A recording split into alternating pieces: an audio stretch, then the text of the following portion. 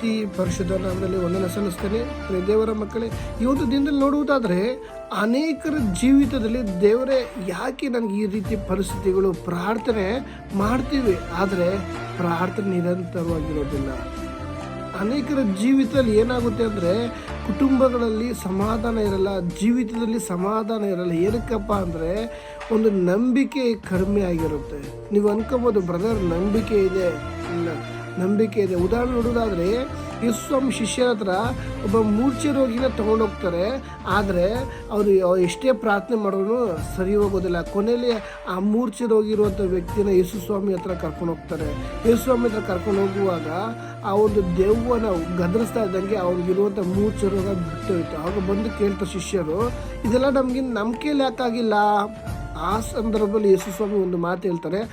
ಮತ್ತಾಯನ ಬರೆದ ಸುವಾರ್ತೆ 17ನೇ ಅಧ್ಯಾಯ 20ನೇ ವಾಕ್ಯ ನೋಡುವಾಗ, ನಿಮ್ಮ ನಂಬಿಕೆ ಕಡಿಮೆ ಆಗಿರುವುದರಿಂದ ಆಗಲಿಲ್ಲ. ಅದರಲ್ಲಿ ಪ್ರಿಯ ದೇವರ ಮಕ್ಕಳೇ, ನಂಬಿಕೆ ಇರುತ್ತೆ ಆದರೆ ಎಲ್ಲೋ ಒಂದು ಸ್ವಲ್ಪ ನಂಬಿಕೆ ಕಮ್ಮಿ ಆಗಿರುತ್ತೆ. ನಮ್ಮನ್ನು ಒಂದು ಗ್ರಾಮದ ಒಂದು ಕುಟುಂಬದ ದೇವ್ರನ್ನ ಕಳಿಸಿರುವಾಗ ನಂಬಿಕೆ ಇದೆ ಆದರೆ ನಂಬಿಕೆ ಕಡಿಮೆ ಆಗಿರುತ್ತೆ. ಅದಕ್ಕಾಗಿ ನಿಮಗೆ ಸತ್ಯವಾಗಿ ಹೇಳ್ತಾನೆ, ಸಾಸಿವೆ ಕಾಳಷ್ಟು ನಂಬಿಕೆ ನಿಮಗಿರುವುದಾದರೆ ಈ ಬೆಟ್ಟಕ್ಕಿಲ್ಲಿಂದ ಹೋಗು ಎಂದು ಹೇಳಿದರು, ಅದು ಹೋಗುವುದು. ಮುಂದೆ ನೋಡೋದಾದರೆ ಮತ್ತು ನಿಮ್ಮ ಕೈಯಿಂದಾಗದಂಥ ಒಂದೂ ಇರುವುದಿಲ್ಲ. ನಿಮ್ಮ ಕೈದಾಗದಂಥದ್ದು ಒಂದೂ ಇರುವುದಿಲ್ಲ.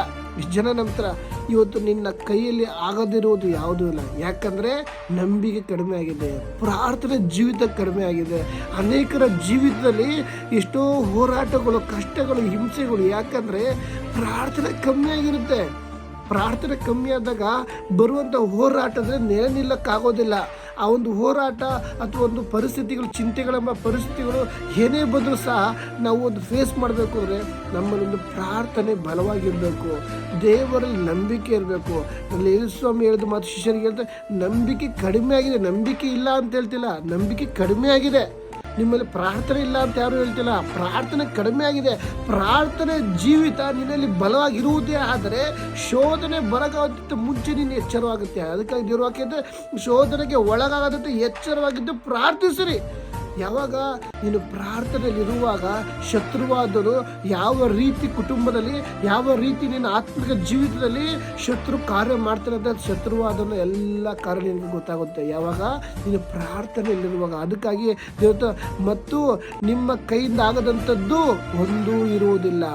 ಎಷ್ಟು ಜನ ನಂತರ ನಿನ್ನ ಕೈಯಲ್ಲಿ ಆಗದಿರೋದು ಒಂದೂ ಇಲ್ಲ. ದೇವರು ಒಟ್ಟಿಗಿದ್ದಾರೆ. ಧೈರ್ಯವಾಗಿರಿ, ಪ್ರಾರ್ಥನೆಯಲ್ಲಿ ಬಲವಾಗಿರಿ. ಯಾಕಂದರೆ ಕೆಲಸಗಳಿರುತ್ತೆ. ಈ ಲೋಕದಲ್ಲಿ ಜೀವನ ಮಾಡಬೇಕಾದ್ರೆ ಕೆಲಸಗಳು, ಅಗತ್ಯಗಳು, ಪರಿಸ್ಥಿತಿಗಳು ಎಲ್ಲವೂ ದೇವ್ರಿಗೆ ಗೊತ್ತಿದೆ. ಆದರೆ ಅದರ ಮಧ್ಯದಲ್ಲಿ ದೇವ್ರಿಗೆ ಸಮಯ ಕೊಟ್ಟು ನಿನ್ನ ಜೀವಿತವನ್ನು ದೇವರ ಸನ್ನಿಧಿಗೆ ಪ್ರಾರ್ಥನೆ ಒಟ್ಟಿಗೆ ಆವಾಗ ದೇವರನ್ನ ಸಂಗಡದಲ್ಲಿ ನಡೆಸ್ತಾನೆ. ದೇವರು ನಿಮ್ಮೆಲ್ಲರೂ ಆಶೀರ್ವದಿಸಲಿ. ಆಮೇಲೆ